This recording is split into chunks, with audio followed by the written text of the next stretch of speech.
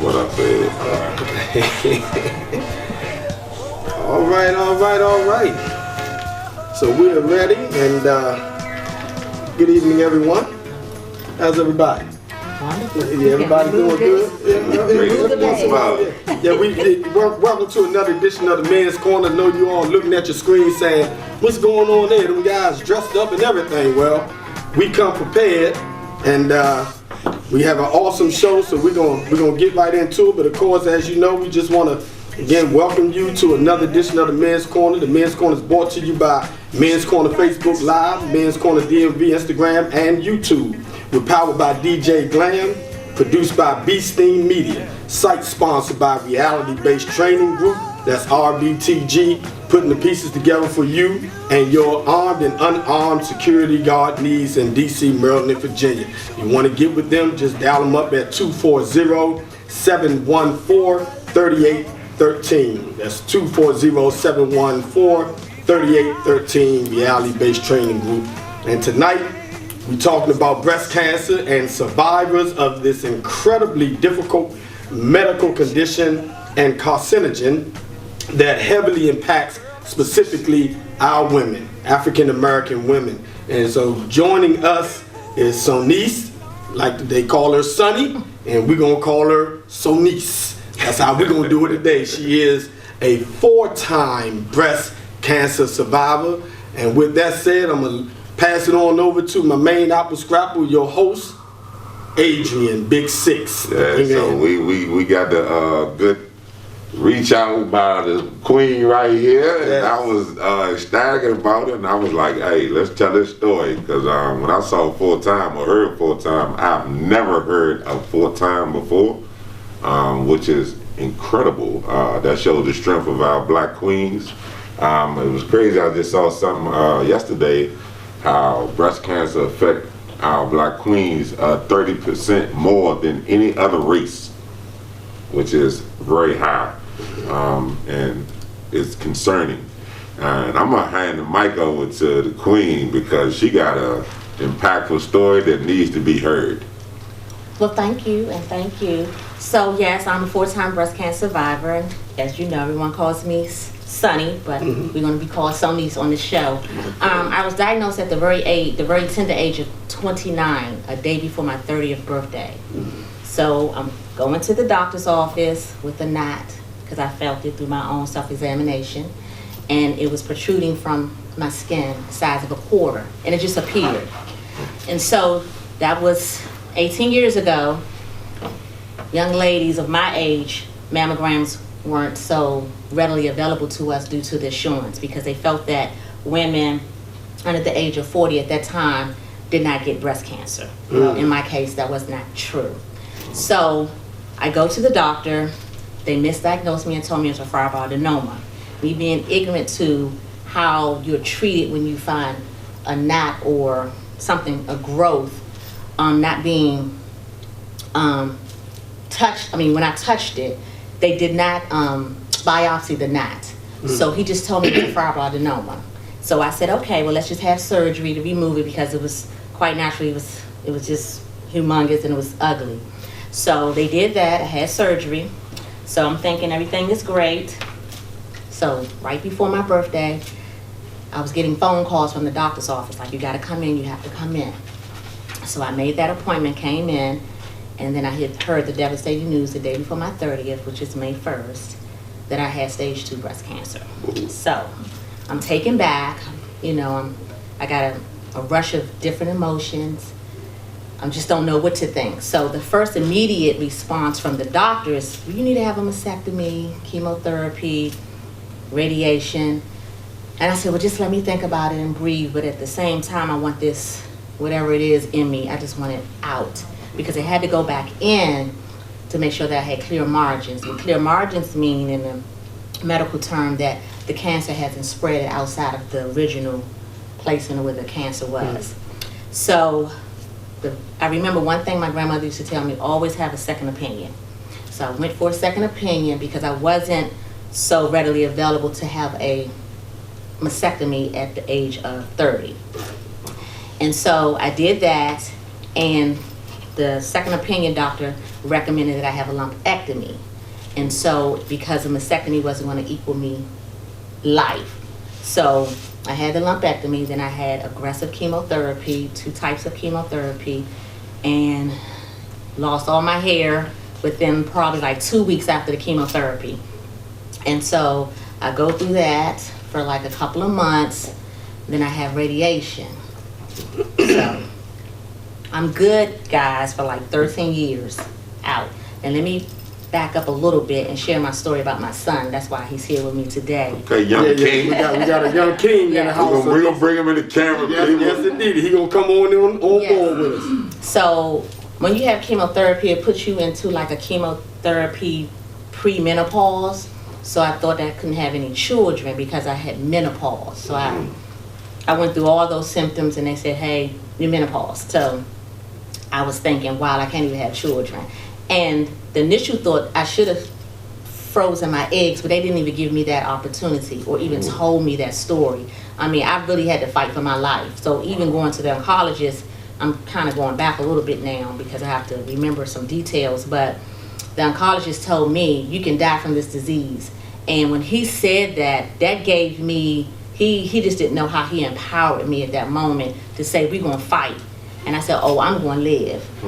So that very moment, I'm also given the news that I couldn't have children. And as a woman, you want to have a decision not to have children, but to be told you can't have children is, I can't explain the psyche, what it does to your psyche and what it does to you as a woman. Because we all know that we are supposed to, procreate and produce and, lend to the universe. So me being able not to do that was devastating. But as you can see, my son is here because I have a higher power. Yes. That's twin over there. Higher power gave me my son. So how old is he? He's 12. 12. And his name? His name is Linnell, and we call him KT. Okay. His middle name is Kentron, so we call him KT. Okay. He's a phenomenal little man. I won't talk too much about him, but Look, this the men's corner. We'll talk about. We'll talk about it. So I get what you guys talking about. And his haircut is on fleek. You got the lines and everything there. Yes, indeed. Yes, but he plays the cello, so I'm just going to plug that. Oh, so, wow. Yeah, so I'm excited about, just raising him is just a joy. So 13 years later, I was re-diagnosed, but this diagnosis wasn't as the first one. It was a whole new one. It was in the same breast.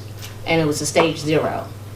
And so with that, I'm like, oh, okay, I'm good. Stage 0 doesn't seem, detrimental, but it's still a cancer. You still don't want to hear the words cancer. Right. So I didn't have to undergo any chemotherapy or radiation with that, but they did go back into my breast to make sure that there were clear margins, again, that were clear margins. Is that akin to when they talk about invasive? Yes. Cancer, versus non-invasive. Invasive is when it's contained within the actual breast. Within the tissues or the within breast. The tissue, but non-invasive is anything that's outside of the that. breast. Yes. Okay. Yep. So you've been doing your homework. We do research at the men's corner. We don't just come over here and talk now. We do a little research. So you're absolutely correct. So with that, I kind of marched on, just going on about my life, and everybody like Jill Scott was saying, I live my life like it's golden. So then, fast forward in 2018, I was re-diagnosed in my right breast. Similar to the first cancer of the very first diagnosis, but this cancer, the makeup was different, whereas though they treat you a little differently, and they're able to give you a pill called tamoxifen. And you take that pill every day for the rest of your life, not for the rest of your life, but for 5 years. It feels like the rest of your life, but for 5 years. And with that one, my mom has breast cancer now, but they treat her a little differently because she's older and is slow growing. So I go into the breast surgeon with her so she can do her follow-up. And something says, Sonice, you get your breast examined too while you're here, to make sure everything is fine. Well, it wasn't. They found the knot. But then I hear the words, well, it's probably not cancer. And I'm like, oh, I've been down this road before. We're going to biopsy. So they biopsied it and I came back in and they told me it was stage 2. And at that moment, they didn't know what type of treatment plan I needed to be on other than the tamoxifen, whether I had to have chemotherapy mastectomy, definitely they were saying you need to have a double mastectomy at this point because you had cancer in your left, now you got cancer in your right. So I was like, okay, I was good for that. Just take them off, right? Yeah. And so I knew I was gonna have the double mastectomy, but I wasn't quite sure if I had to have chemotherapy or radiation.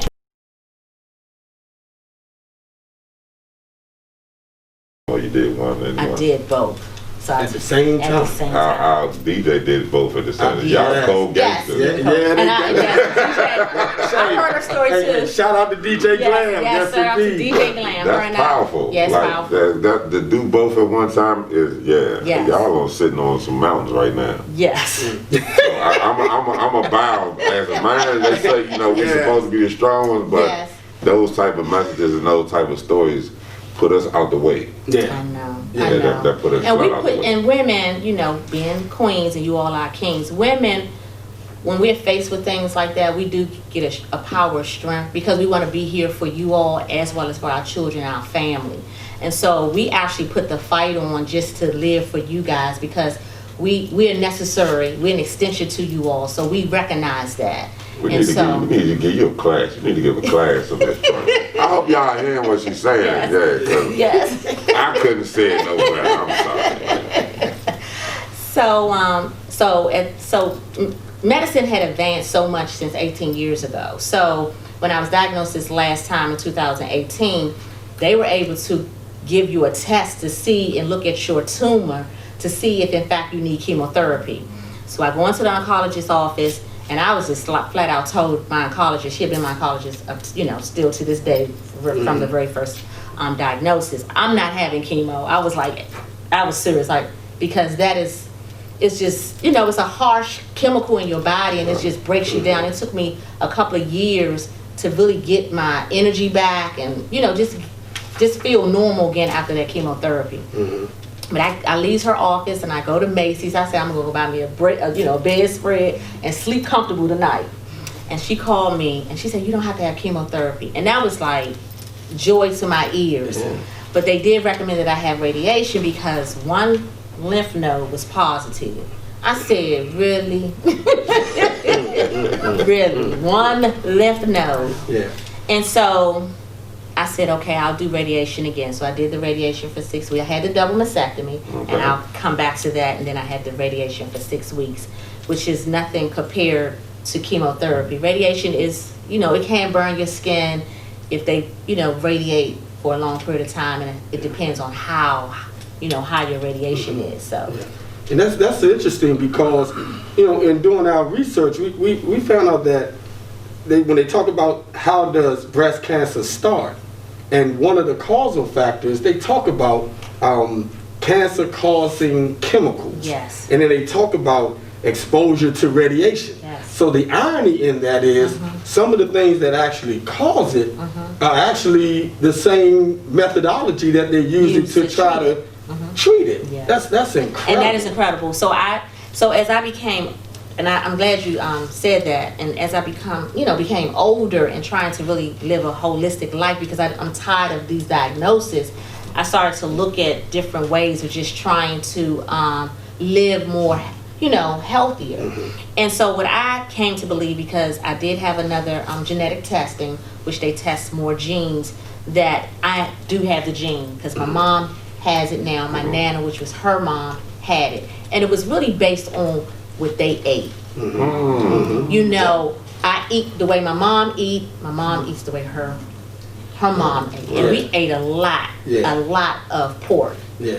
And I can't say that was one of the main, factors, but I do believe that how we eat is, what we, what can, affect our bodies. And historically, medically, they talk about the DNA and the changes being passed through the parents and that DNA lineage. So I mean, and I think they call that pre-existing type of related illnesses and stuff of that nature.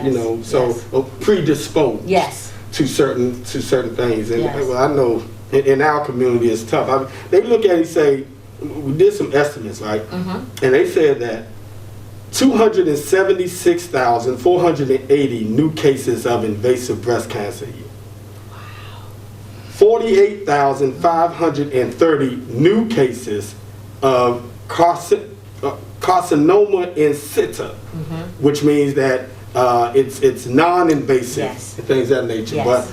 But that's a lot. I mean, that's just, and they said almost about 42,170 women, unfortunately, would die from breast cancer and lose their life. And you got some people here, some of our viewers are saying, hey, you're blessed and you're strong, and they're saying, hey, you know, we got Bomani said, hey, my beautiful queen sister, you're doing good. Thank you, Bomani. And we got somebody that says, Fabulous T, who said that she lost her her aunt, sister-in-law, and best friend to breast cancer, and her best friend was 34 when she passed away. So, you know, what I take from that is you were 29, getting ready to turn 30. Getting this kind of, you know, when you start talking about the 30s, you talking about ready to go see Chuck, and you ready to get your party on and things of that nature. Yeah, it certainly changed the way I think and move and live when you diagnosed so young. I mean, life just stops you. You just kind of stop. You know, and then you reevaluate what's important, you know, what you really need to do. And so a lot of my friends and my family contributed me, like, living my life like it's golden. Not necessarily that I go out here and I party every day, but I everything is purposeful that I do, intentional that I do. So just the way I view life has just totally changed since I turned 30. So you said you was holistic, so explain that piece. Well, I'm not totally holistic, right? Okay, but explain the part that you are, because some people need to hear it. Oh, yes. So I'm not totally holistic. I still eat meat. Not meat, but I still eat chicken. Okay. But just taking in different types of vitamins. Definitely with this COVID, I definitely had to gear up and, like, you know, and really make sure that I was sustain me being healthy, be able to just walk out here and deal with COVID.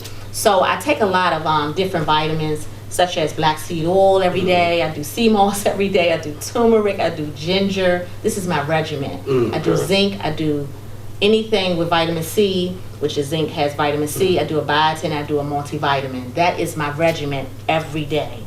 And I have not caught a cold since I started, even with the black seed oil, and that was 2 years ago. Have not even caught a cold.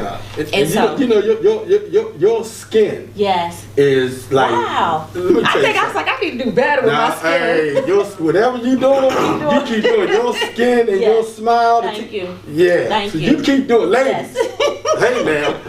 Thank you. Thank you so much. And alkaline water. I live by alkaline water. And my sea moss, actually, I ran out. And so it was like a couple of days I hadn't had it, and my body was just asking for it. So I went to Turning Natural on, you know, 13th and H, and had to get my sea moss, and I just, you know, felt so alive again. But just trying to eat healthy, and also stress is a #1 killer. Stress for me wasn't good either, because I'm such a go-getter and I'll pile everything on my plate, and sometimes you don't even realize you stress until you sick. And so I kind of pay attention to what's stressing me, and I pay attention to my body, and I learn how to slow down. And sleep is important. People don't think sleep. I sleep. I get angry if I don't have at least 7 or 8 hours of sleep. Don't call my phone. Let's get some sleep. I was going to ask you, do you get frustrated? Because I know at times you guys go through this thing called chemo brain. Do you deal with that? I'm glad you said that, because I was. You all in my last show. I was actually on Channel 7 News today. Yeah, I saw somebody post that. The young lady that I had her on my segment with, I asked her to come to do the segment. She told me and her talk about chemo brain, and it's very frustrating because you're kind of looked at as like a dumb blonde. I hate to use that word. Sorry, I apologize about that if I offended anybody. But I'll have chemo brain, and so I may not respond the way I normally would respond, because I consider myself a pretty much smart cookie, but I do have chemo fog, and I may not respond right away, and that is frustrating, because people look at you, and I'm like, well, just give me a moment, and then I have to explain to them that I do have chemo fall. That's what I call it. Well, we're gonna take a quick break because you filling us with jewels tonight. Yeah, well, that's a good thing. We done had some people on here and you schooling me some more. Yeah. We can have all this notes and research, but you get into it riggedy wrong here. Yes, indeed. You read it and then hear it and somebody going through this 2 different lenses. Yes. So we're gonna take a quick 2-minute break and we're gonna be back at y'all with some more of this crucial and needed information. Yes, indeed. Yes. Coming to you live, Men's Corner. Yes. Are you dreaming of the perfect audio-visual system but don't know where to start? Unlimited Connect Installations has you covered. We are a professional audio-visual installation company serving both residential and commercial locations in the Washington, D.C. metropolitan area.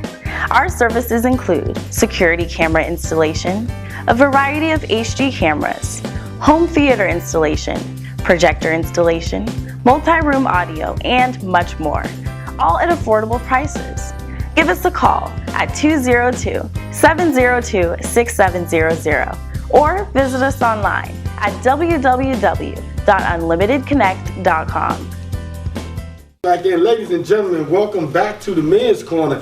We have with us, this is a phenomenal topic. As all you all know, October is Breast Cancer Awareness Month as well as Domestic Violence Awareness Month. So we'll be coming to you live with some guests throughout the entire month, just talking about their stories. And tonight, it's all about Sonice tonight. Matter of fact, we are fortunate because she's fresh off of having an interview with Channel 7. Channel 7. And she darted right over here, and so we're just really honored and blessed because as Adrian was saying, when you're giving it real, we can have all the notes before us, all the research and all that, and that's nice. It's cute. Yes. But when you have somebody who can actually take your notes and turn your notes into reality, you know, and put a face to it. It makes it more real. Exactly. Yes. So have you met anybody else that 4 times? No, the reason why I say 4 times is because at one point I was saying 3 times because of the right.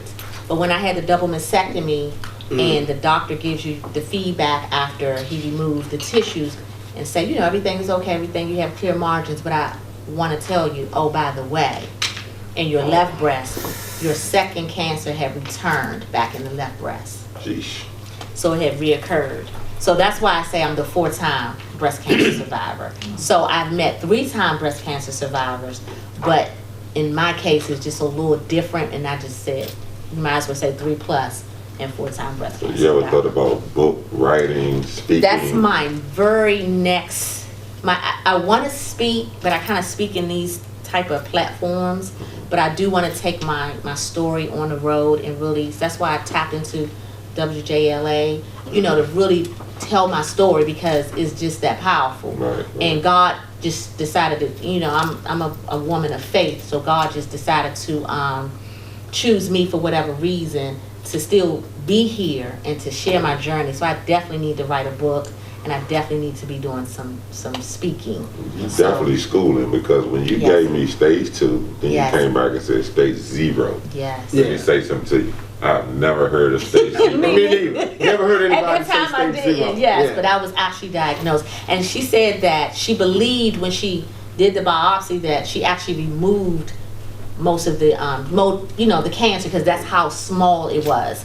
But they still needed to do the surgery to see if there's clear margins. I'm gonna be realistic, because we being real. Some of this is money making too. So you gotta be very conscientious about, Now you barking down 6th Alley right there. and that's not even a conspiracy theory. Yes. That's reality. That's reality. Talk a little bit about that. So I'm very conscious about that, but at the same time, you know, when you hear the word cancer and you're just trying to forge ahead and live, you pretty much go with what the doctors say, but then you have in the back of the mind, you know, some of this is about some money. You know, so that's why I was very adamant about, I'm not doing chemotherapy. I know it's a money-making business. Let me take a different approach and take a step back and take care of Sonice and eat healthy and thrive and live healthy and just thrive to be healthy. So I believe some of it is, pharmaceutical business make a lot of money off of us being sick. And so that's why I took the conscious approach to just try to live a lot healthier than what I'm living. Not even stressed. I've been working for the federal government for 28 years. And they, with this telework and, being home, it is a lot more work. An extension. A lot more work. A lot more work. Yeah, we need to go out. Yes. You sound like, I need to get back into the setting. The setting, because it's a lot of and I kind of push back. It's like, I can't get stressed. And so because stress is just like I said earlier before the break, stress is the #1 killer. I don't think we realize how stressed we are, and so you just got to take heed to your body. And I just listen to my body. I sleep when I need to, I rest when I need to, and I say no when I need to. So as a mom and battling this disease, how do you balance? Oh, that's a good word. Balance is an excellent word. I think even going into 2021, we just really all need to learn balance. And I definitely need to. I don't know. I rely on, my mom stays with me, and I was just blessed with he's a chill, kind of laid back child. Yeah. And so he gives me my space, but he's very loving. But one day he was in the kitchen and he said, "Mom, you okay?" And I'm thinking I'm just, I'm tough. And I was like, "Yeah, I'm okay." He's like, I said, "Why you asking?" He said, "'Cause Mom, you don't seem you okay." And I'm like, whoa, let me have a conversation with him. Let's talk. Let's communicate. Let me talk to you about what Mommy's going through. And so, because sometimes we just try to put that face on and like you said, try to seem like you're doing this balancing act. But a lot of times the balance is just really being real through your communications with your loved ones, with yourself, with your children, just really just being authentic and just, taking off that face. Yeah, and taking off that that superwoman cape, if you will, and just being really real. So because our kids mainly don't go outside as we did as kids, right? A lot of us tend to forget how connected our kids are to us without us saying a word. Right. Yeah. And that was my moment when you said, when you just saying that was my moment in the kitchen. I was like, oh, he's paying attention. Right. Oh yeah. Yeah, he sees Mommy is not okay. Yeah. And so and I'm glad he felt comfortable to tell me that, because all the barriers started to come down, and that's why, let me communicate with him. And he's your only. He's my only. And what's so incredible about that is we talk a lot on the men's corner about our young men, the older men, just being responsible and things of that nature. And so he, at 12 years old, is learning how to be responsible, but how to be alert. How to watch his surroundings, engage what's really going on with someone else other than the telephone that's in his hand or the iPad that he has. He's surveying the landscape and saying, this doesn't appear to be normal behavior, and that's my mom. So I have to say something to her. And I'm so proud that you, as a mother, allowed for him to have that moment and set him down and say, look here, King, thank you. I appreciate Well, actually, he's a prince now. He'll evolve into a king. And so that's the joy of this piece. You know? And it's and you mentioned your mom. How is that piece working? Because that's that's like the generational piece, and then you're looking at that possible DNA attachment.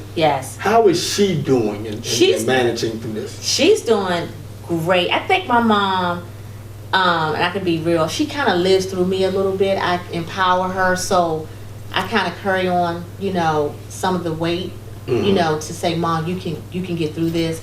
So because I eat a little more healthier, then that allows her to eat healthier too, because we're in the house. I don't buy the same things I used to buy, like the steaks and the ribs and the pork chops. Did he tell you? I'm trying to get to that. Okay, like I just don't buy that. And if I go out and have dinner, I may have a steak from time to time. But that's going out to a dinner.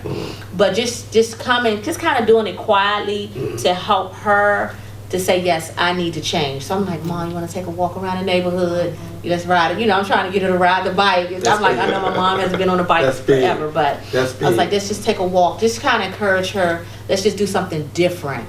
Because if I'm showing her something different, then she's kind of living through me. I'm like, yeah, I see how my daughter has been able to tackle this disease. You know, what's incredible is this, because we can always talk about the diagnosis, the numbers, the 40,000s and all that, and we can talk about the number of unfortunate deaths as a result of it.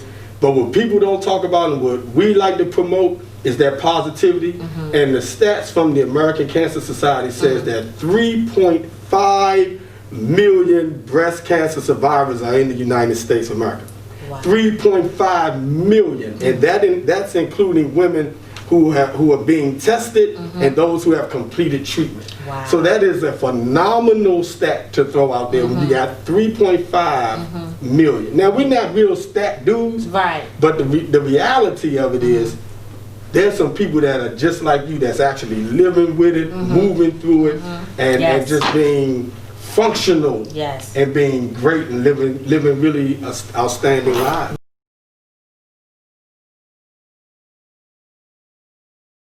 How you approach being diagnosed with any disease, or just face any challenge, it's about your approach to it and having that positive attitude.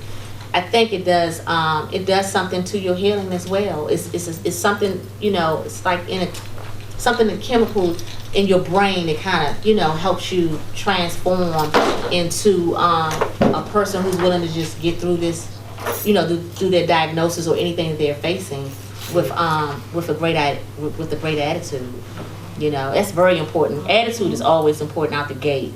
Out the gate. Attitude is very important. You're giving it to us because you're talking about balance, attitude, living stress-free as best you can, and not worrying so much about the things that you really don't have a lot of control over. Like, you don't have control over the diagnosis coming. You don't have control over the treatment that you're going to get. However, you do have control over the things that you put in your body, how you pursue additional holistic approaches to continue this thing called life. So that's phenomenal. So, real quick, if I can you go back a little bit about, because we talk about signs and symptoms, and in terms of promoting this piece, we really want people to know what some of these signs and symptoms are, because there are a lot of women and men as well, because men get breast cancer too. There's 2,620 new cases of invasive breast cancer for men a year, and they say about 520 will die from breast cancer. So we have it too. So we have to start doing some palpitating and searching on our bodies as well. And when things don't feel right, we need to go to the doctor. Are you familiar with the number of women who refuse to go to the doctor out of fear? Not just because they don't want to, but just out of fear of finding something. I've had conversations with women to say you found something, or they're not feeling well. It may not even just be directed to any form of cancer. Just with any issue, just go to the doctor. You have a lot of, not just women, but we as humans, we just fear the doctor. We fear bad news. Black people. Let's just say black people. So Faheem started asking you about symptoms. So what are those symptoms? So those symptoms for me, I was fortunate enough to actually have the knot, that it was visible and you can feel it. Some breast cancers you can't feel. So you have to really be in tune to your body. So if you have like a burning sensation in your breast, that could be possibly cancer. If you have pain in your breast, possibly cancer. If one breast seems to be becoming more enlarged than the other, that's a possibility of breast cancer. Any nipple discharge. Nipple retraction. That's the inward nipple. So any changes or any abnormal feelings in your breast can be potentially cancerous. So burning can be one in your breast. I've never heard that. You can have burning sensations. And actually with the right breast, if, you know, me having this conversation, I believe I was having some burning sensation, but I kind of, you know, because I didn't feel anything. So I'm so in tune to mind you because I feel, Right. you know, that's why I didn't feel the second cancer, Right. but I just always check my lymph nodes unconsciously. I'm like, I do it. I'll be in a meeting and somebody, you know, and I'm just checking. So I'm a touchy feely person. So, but definitely those symptoms can be potentially cancer. So you definitely got to be in tune. Anything that's just abnormal in your body, you just got to kind of think, what did I eat that day, or what did I do that day, or do, you know, just kind of have like a conversation with yourself to see if you do need to have a, you know, appointment with your doctors. But a lot of people do have fear. That, I mean, that is a scary feeling, having a knot. To be honest, I never had fear with the first one. I just knew that it was weird and it was large. I never thought about cancer. Excuse me. I never thought about cancer. And they told me cancer. I'm just like, wow. Yeah. Man, And I want to know now because of that. Like, I don't have fear. Give me my blood work. I'm going to the doctor. I want to know it all. Yeah, we see you when you hit me with the 0.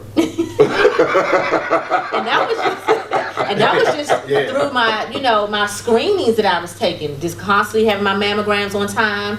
I got like 4 specialists, literally, since I was, for 18 years. You know, definitely the gynecologist, the oncologist, the breast surgeon, and I'm missing one, radiologist. Oh, break that back down. Yes, you got your gynecologist. Everybody knows that's the woman doctor. I gotta write this down. The gynecologist, the oncologist, that's the cancer blood. doctor. Yes, and then you have the radiologist, and then you have the breast surgeon. Those are different. Yeah. And everybody want to get And paid. everybody want to get paid. Now that was There you go. something, There and you you know go, what? sis. Which leads me right into. Even the dentist now. Don't tell the dentist you had, because they'll start screening you for that. Whoa. You can have cancer in your mouth. Right. So, you know, you tell a dentist you had cancer. Oh, we got to do extra screening. Right. So I started so getting much. hip. Yeah, because so much is diagnosed through the mouth. Through the mouth. And that's why your dentist, and we have a lot of people who refuse to go to the dentist. But the dentist oftentimes can detect stuff that's irregular with you just from looking in your mouth and say, hey, we need you to do a little something more here. You got to go see somebody else. Man, look here.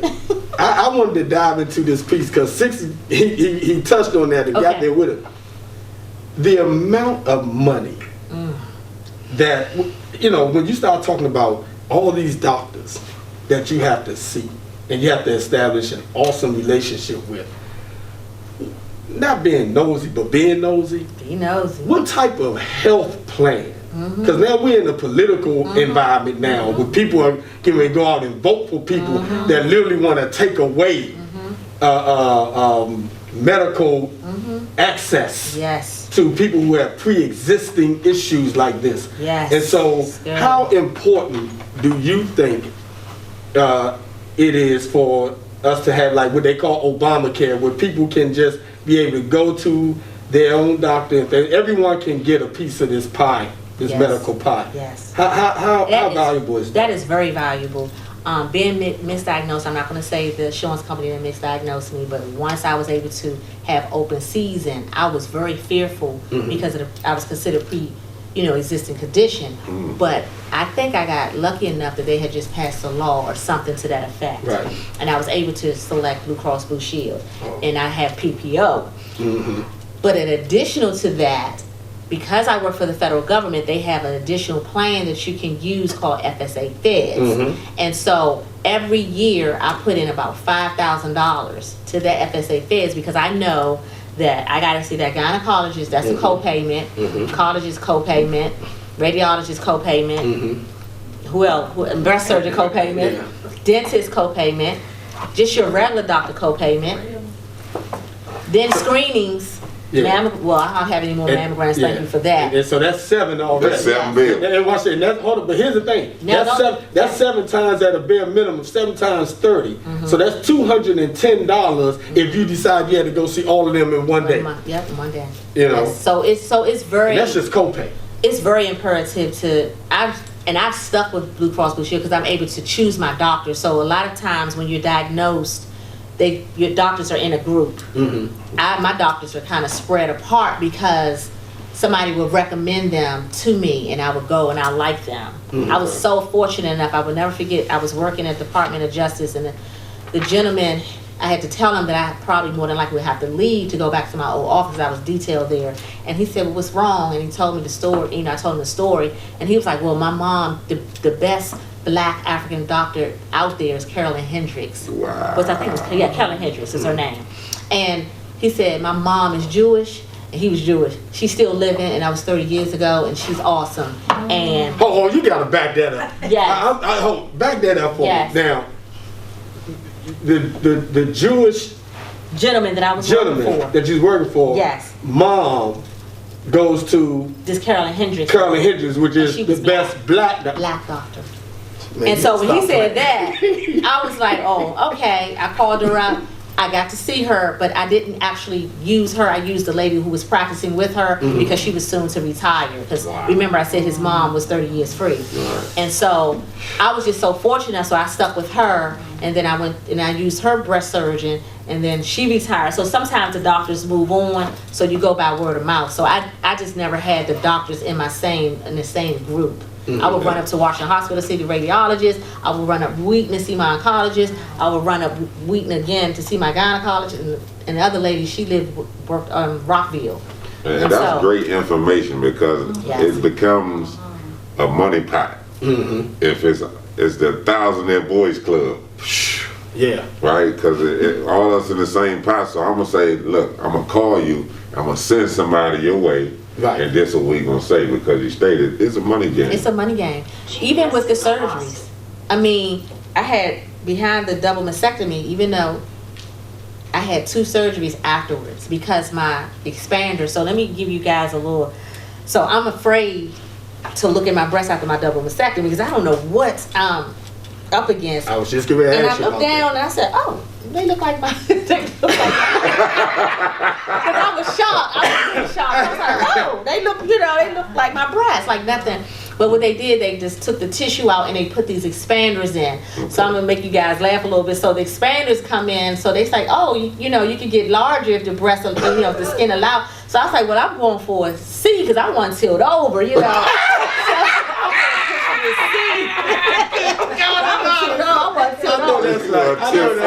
I want tilt over, right? So, but unfortunately, that didn't happen because my skin on my left breast, because it was recently radiated, rejected the expander. So I had to have 2 surgeries. One, they removed the old expander, then they put a new one in, and then that rejected, and so I have to have reconstruction now. And that's money. Right. And you know, I was getting ready to ask you. If I really want to. Yeah.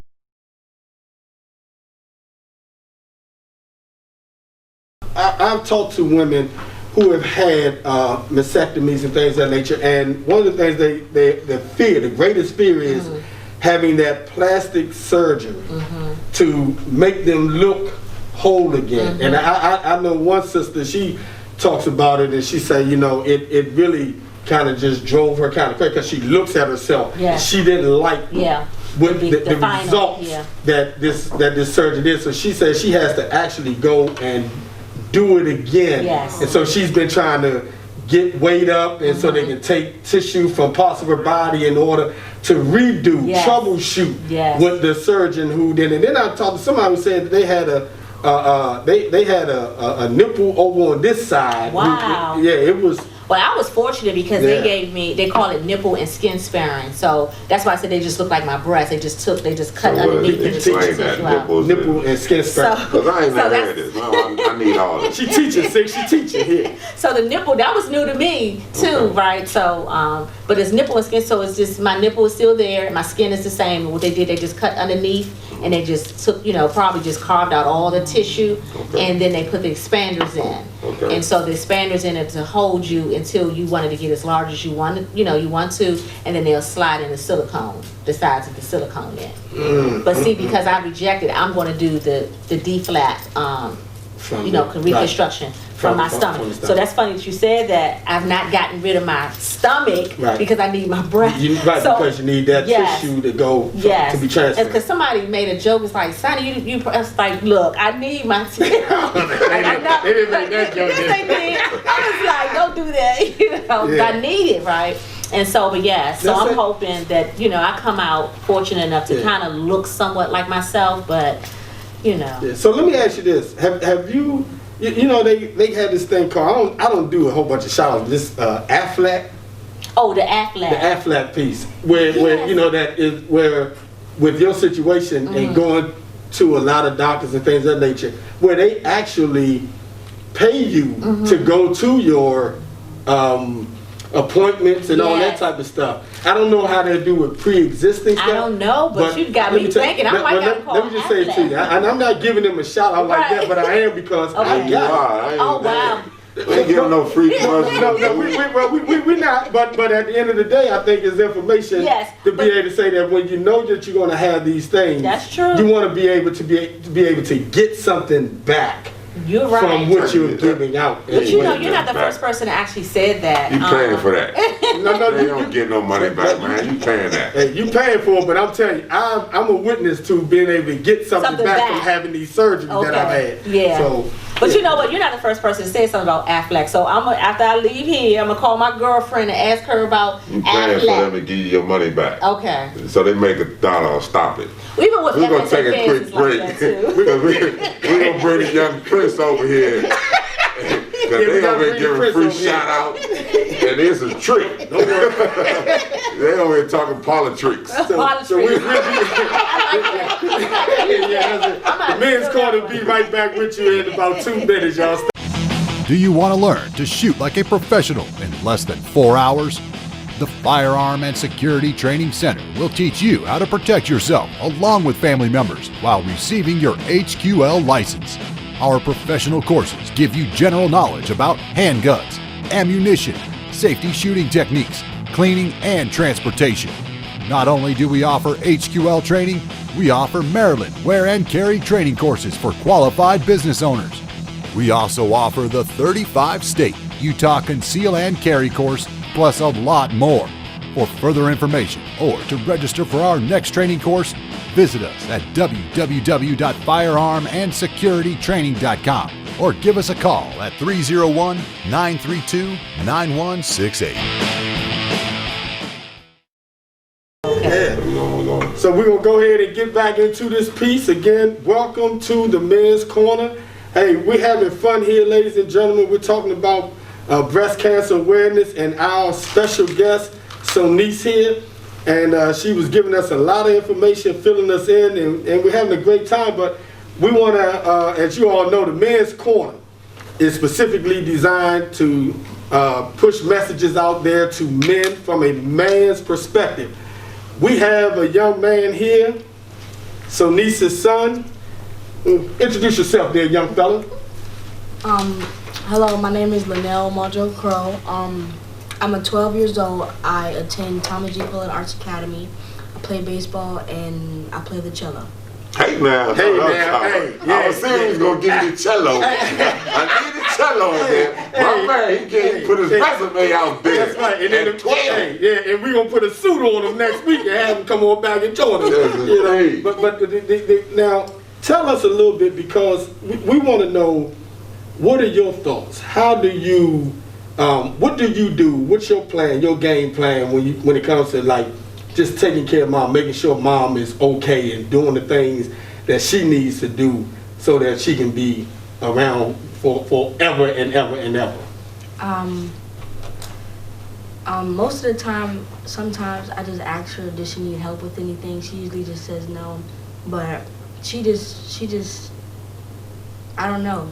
I just ask her, and then it's hard sometimes. So. Yeah. You're proud of her though. Yes, Man, this indeed. young man so articulate is ridiculous. Yeah. He about to make me cry. Man. Because his strength, if you just listen to him, he's just telling y'all the fact that it's hard for him. Yeah. You know, he's 12 years old, facing adversity with his mom, and he have to live through it. And I think at times we tend to forget about our kids because we're fighting through something that we have to be strong for, and we try to be strong for our family. So, young fella, answer me this. At 12 years old, how do you push through? What's your outlet? I realized that when you grow up and you're successful, there's people who are gonna hate on you.